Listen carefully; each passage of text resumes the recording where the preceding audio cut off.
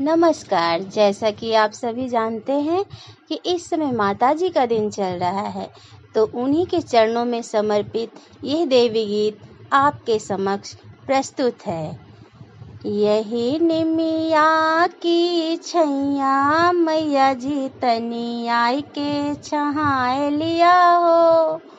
यही निमिया की छैया मैया जी तनी आई के छहाए लिया हो। अढ़उल के फुलवा गंगा जल पानी, अढ़उल के फुलवा गंगा जल पानी। धीरे धीरे एहो धीरे धीरे तोहका नौहबे मैया जी तनी आई के छहाए लिया हो। यही निमिया की छैया मैया जी तनी आई के छहाए लिया हो।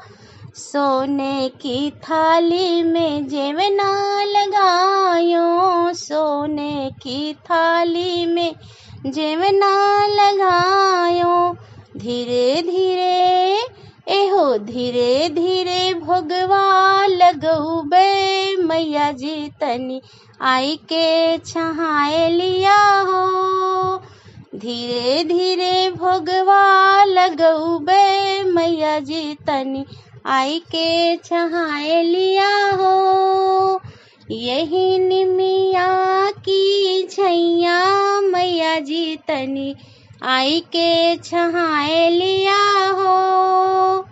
लौंगा इलायची के बीड़ा लगायो, लौंगा इलायची के बीड़ा लगायो। धीरे धीरे एहो धीरे धीरे तुहका खिलैबे मैया जी तनी आई के छहाए लिया हो। धीरे धीरे तुहका खिलैबे मैया जी तनी आई के छहाए लिया हो। यही निमिया की छैया मैया जी तनी आई के छहाए लिया हो। बेला चमेली के सेज लगायो, बेला चमेली का सेज लगायो। धीरे धीरे एहो धीरे धीरे चरण दबैबे मैया जी तनी आई के छहाए लिया हो। धीरे धीरे चरण दबैबे मैया जी तनी आई के छहाए लिया हो। यही निमिया की छैया मैया जी तनी आई के छहाए लिया हो।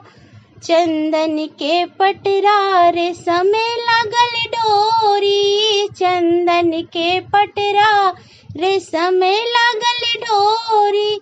धीरे धीरे एहो धीरे धीरे तोहका झुलैबे मैया जी तनी आई के छहाए लिया हो। धीरे धीरे तोहका झुलैबे मैया जी तनी आई के छहाए लिया हो। यही निमिया की छैया मैया जी तनी आई के छहाए